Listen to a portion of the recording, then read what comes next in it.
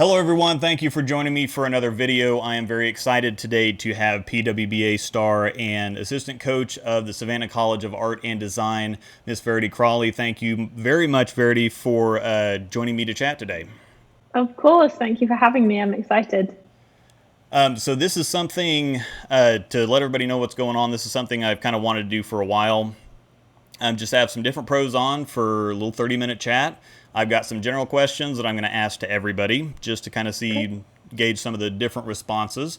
And then I have a couple questions specifically for the guests. So I'll have a couple questions specifically for you and then have a kind of a general discussion about what's going on in the world of bowling. Obviously, the big news right now and what we're going to talk about later is the addition of the two women's teams to the PBA League, which I think is Yes, a lot of fun stuff to talk about there. So why don't we go on ahead and start off with tell everybody a little bit about yourself and maybe hit some career highlights. definitely. Yeah. So I'm Verity Crawley, like you said. I'm originally from England, but I currently live in the US and I do compete on the women's professional tour. I turned professional in 2017 and I was runner up for Rookie of the Year in my first year. Since I've been on tour, I have quite a few runner up finishes. I have not yet won, but I have four runner up finishes. And yeah, I also coach at Savannah College of Art and Design, like you said, and schedule wise, it works out very well based on tour season and collegiate season. Obviously, this year the tour was cancelled, so that's a little bit sad. And right now, I'm just trying to bowl everything I can. I'm located in Florida, so I have the ability to kind of be able to bowl and bowl as many tournaments as I can. Growing up, I bowled for Junior Team England and I've won several medals bowling with them at a European level as well as just within the UK. And I was Junior Bowler of the Year back in the day when I was a junior bowler. So, For anyone who's interested, I do have Verity's bio on pwba.com linked in the description below if you want to check that out. But let's go into a few questions here. I think that whenever anyone thinks about becoming a professional bowler, you always kind of imagine growing up being on a TV show and having a chance to win a title. But when you bowl on the TV show, it's quite a bit different from just regular qualifying match play. You have cameras in places that there aren't normally cameras. You have spectators that are places there aren't normally spectators. You have bright lights and a bunch of different things going on. So what is probably the most difficult or distracting thing to you about bowling on ATV finals? I don't necessarily think it's distracting, but I think it's crazy how quickly the event goes. Hmm. Everything kind of just turns into this blur. You blink your eyes, and the next minute the show's over. So for me, that's almost distracting in a way, and it's hard to make sure that you stay so focused on every single shot and you don't just kind of go ahead with the blur and it just becomes you really need to try and slow time down yourself. For me, I know a lot of people might say the fans are distracting or the silence or the lights are distracting, but for me, I kind of embrace that atmosphere. I Hmm. think that's what we work towards. I want to get to that position. So it's exciting to be able to have the lights, to be able to feel the heat from the lights and have the crowd there. Like, I really like that. So it's just more so trying to slow down time.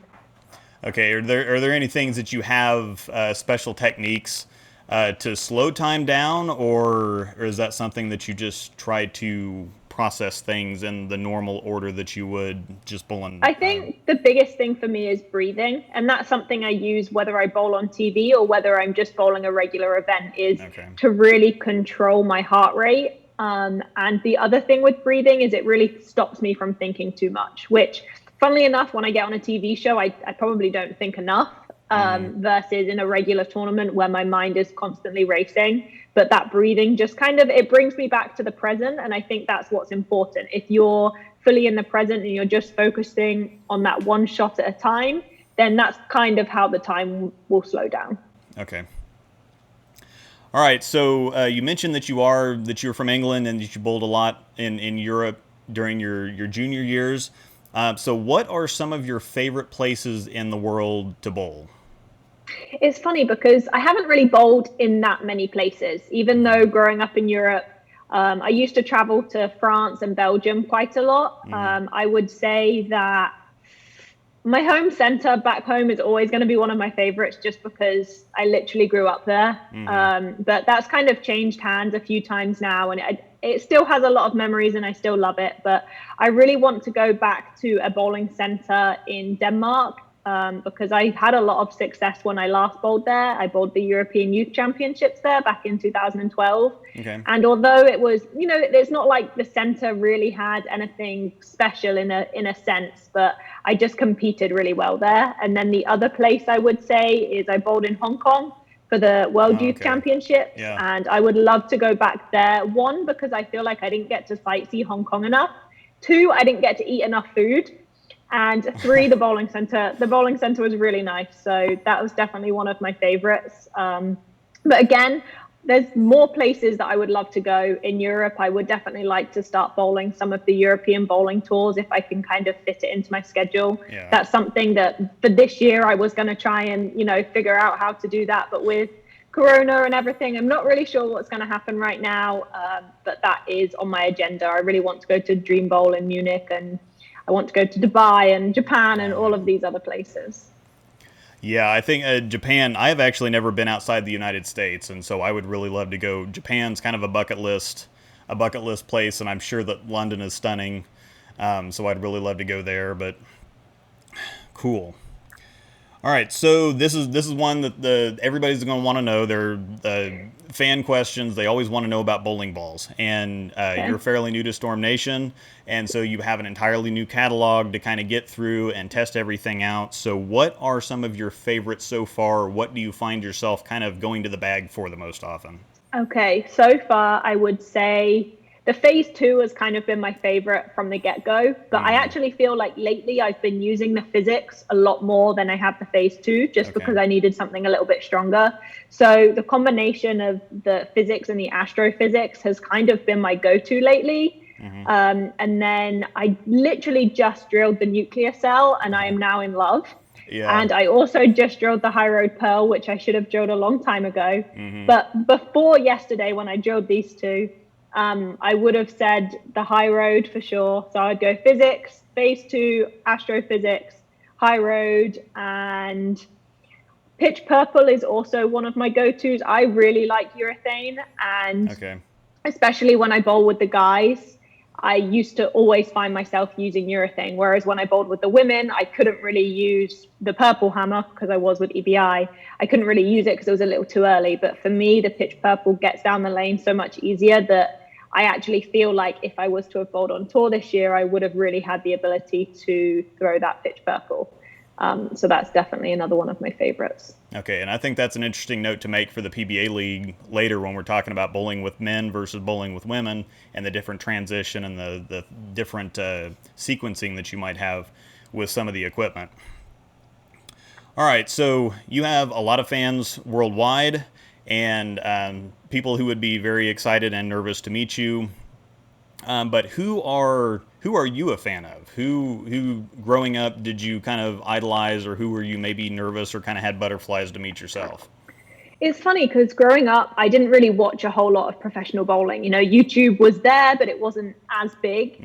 And I didn't have access to any of the PBA shows or anything like that. So growing up, I always idolized Zara Glover, which is now Zara Giles. And she was my coach for a while. And she was a phenomenal English bowler.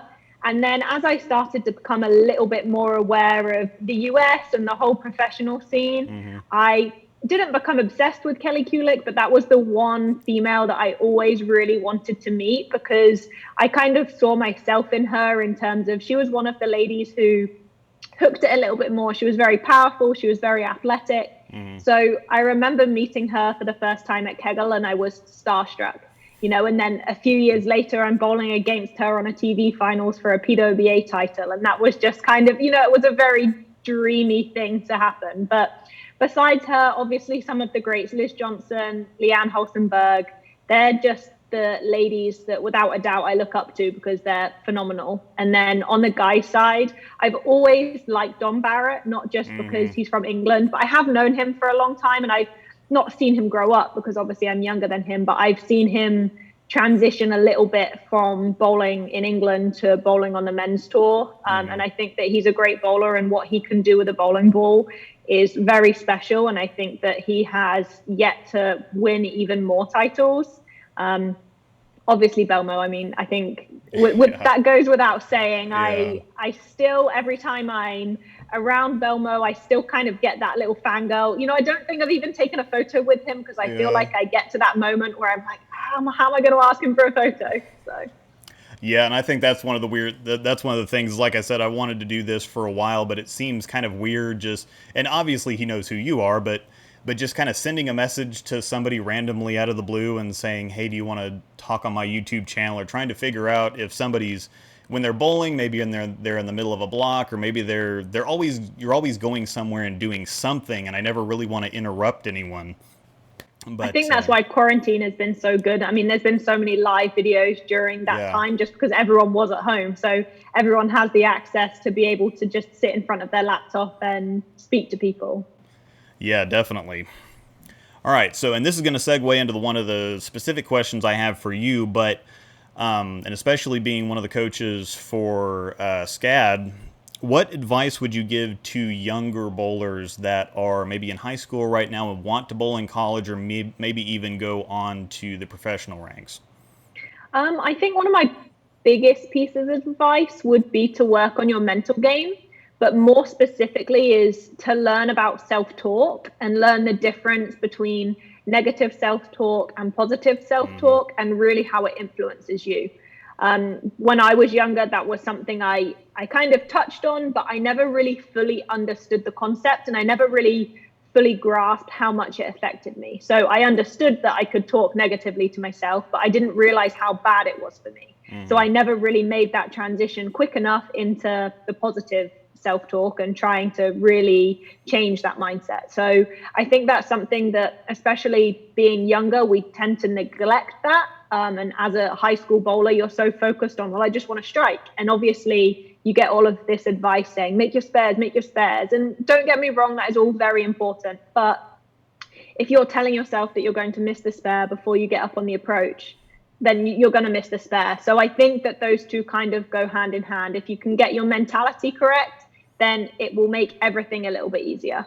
Okay. And it's almost as if you knew exactly the next question I was going to ask, because that kind of leads perfectly into it. I would, from watching everything that you post on social media, I would describe you as relentlessly positive.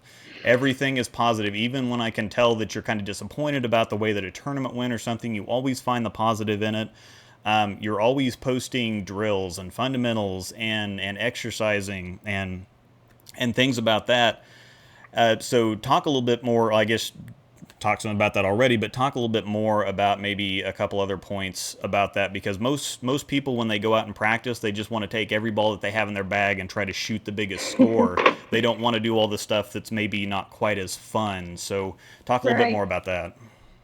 I think from the positivity standpoint, that kind of comes from the fact that I'm still working on myself. So obviously, like I said, it's so important to be positive and try and get rid of those negative thoughts. Well, if I'm on social media posting these positive things, and it makes me think that way, every day I try and tweet something positive, whether it's a daily reminder or something.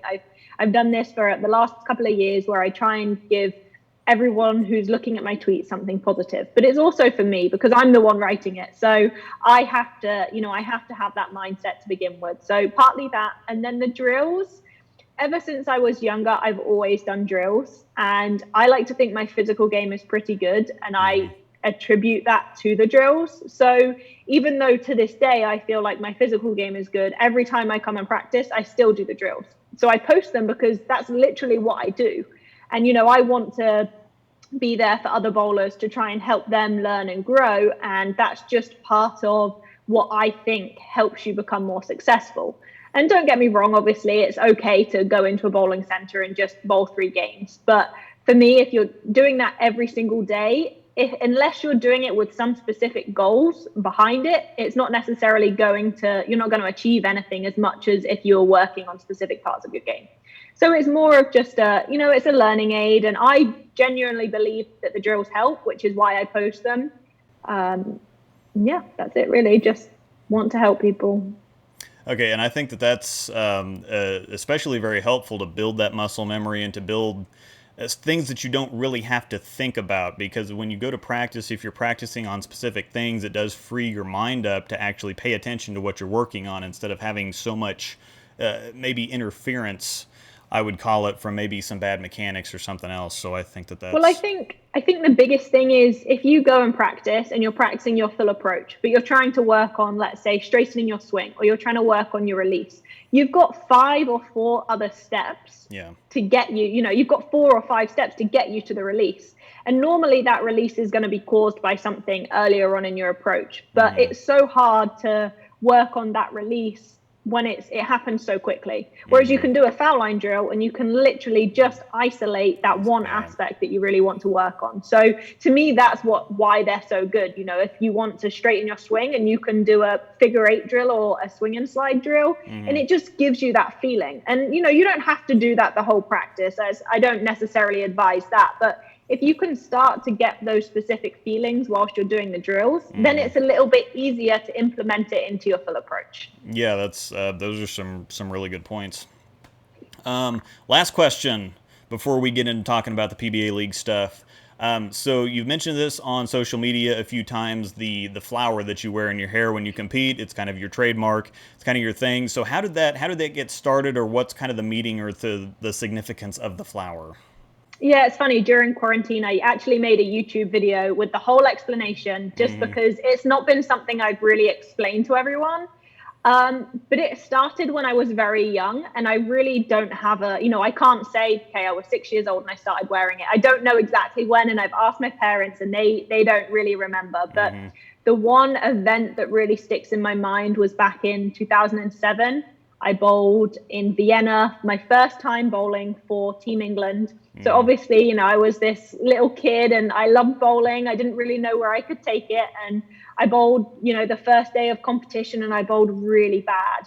And I remember this so well. The coaches came up to me and they're like, Verity, what did you do today that you normally, you do something and you didn't do it today? And I'm like, I don't know. I just bowled bad. I was so frustrated. I'm a kid that doesn't necessarily, I don't understand ball motion at that point. I'm just Yeah. kind of bowling, and it ended up that I didn't wear a flower in my hair that day. So I wore it the next day and I bowled really well. I ended up winning a medal, and it kind of just went on from there, that the coaches in Team England said, flower power. And I was then started to be known for wearing a flower in my hair. I Mm-hmm. always matched the flower to whatever shirt I was wearing. And my grandma used to buy me all of these different colors of flowers. And it just kind of became a habit.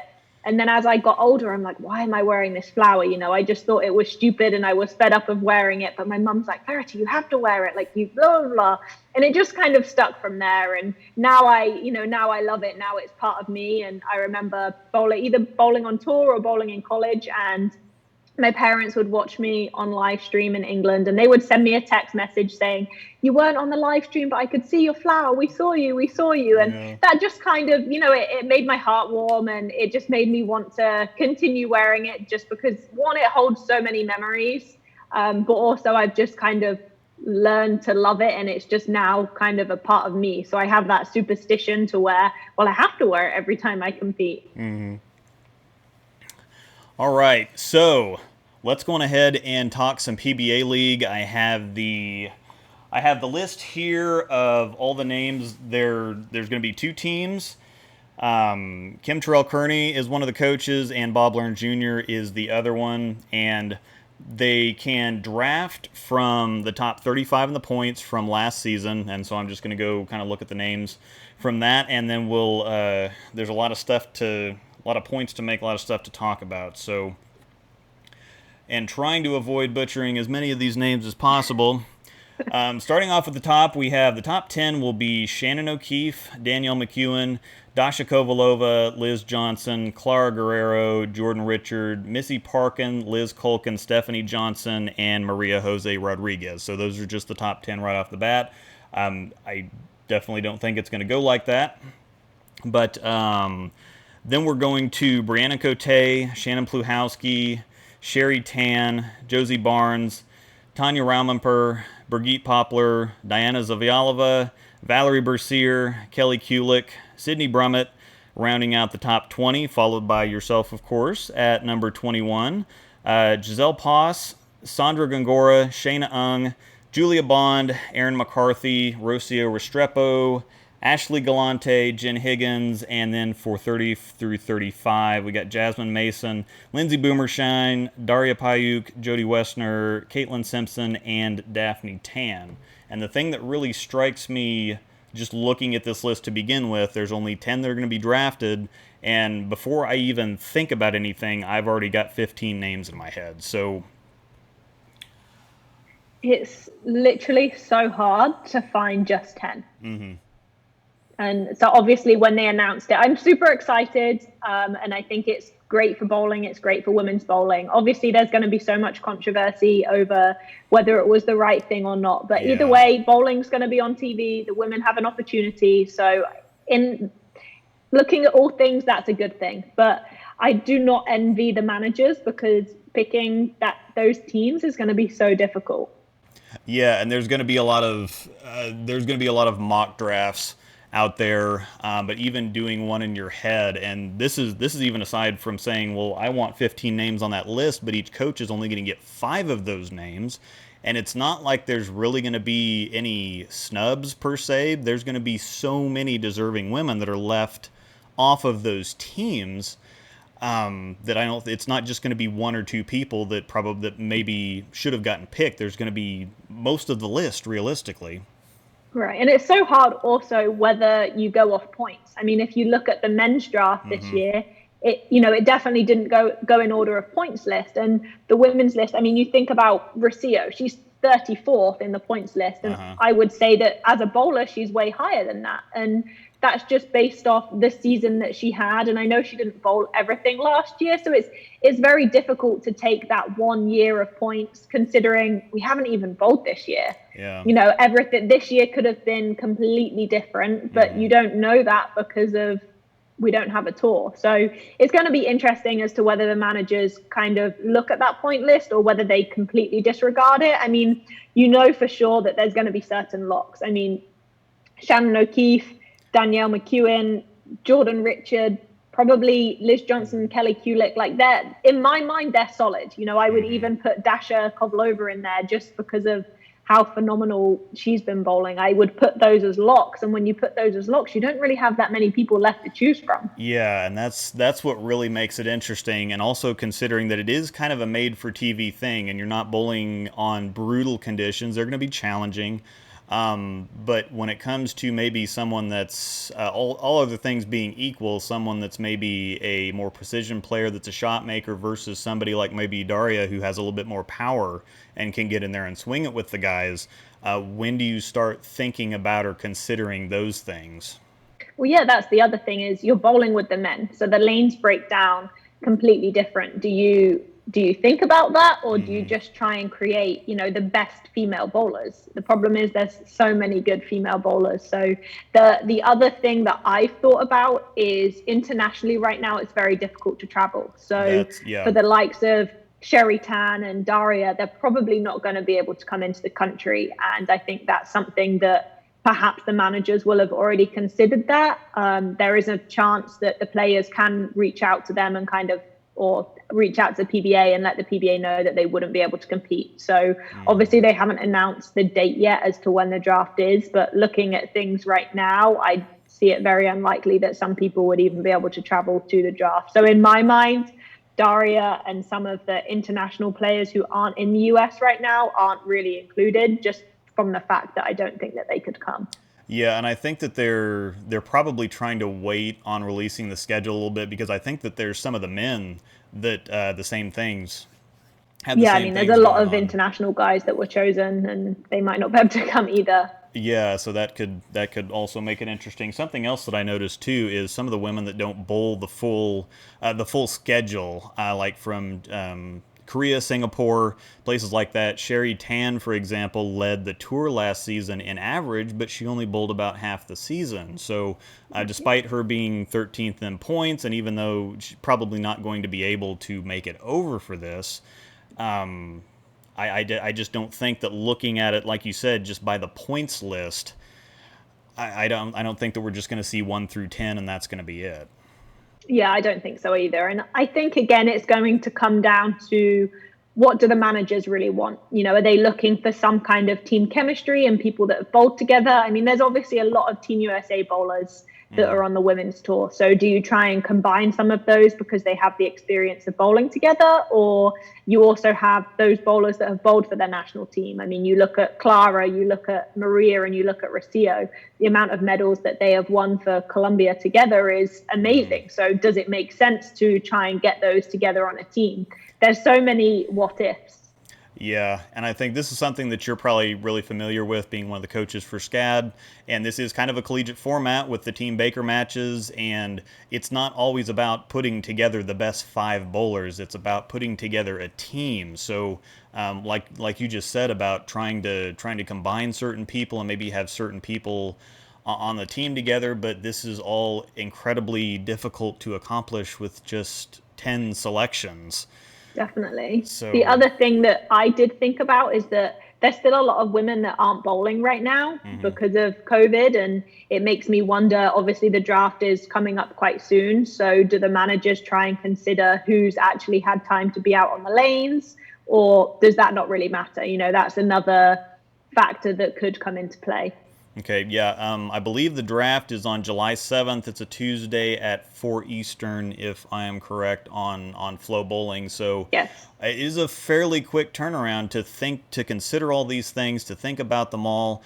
Once you get on TV, it's not just the men are going to create different transition for the women, but I think the women might actually create some different transition for the men. So I think that's going to be very interesting to see how Definitely. that actually all plays out. Yeah, it's also a very different atmosphere for anyone who's watched the PBA League. Bayside Bowl is crazy. The Yeah. amount of fans that they have and how that atmosphere takes place is completely different than a lot of women have experienced. And I know Danielle, Liz, Kelly, they've been on a team before. So in my mind, they have to be there because they've already Yeah. experienced it. So they're one step ahead of some of the women because they've already taken part in that atmosphere. But that's something else to consider is how will certain women be affected by the crowd cheering halfway through your approach.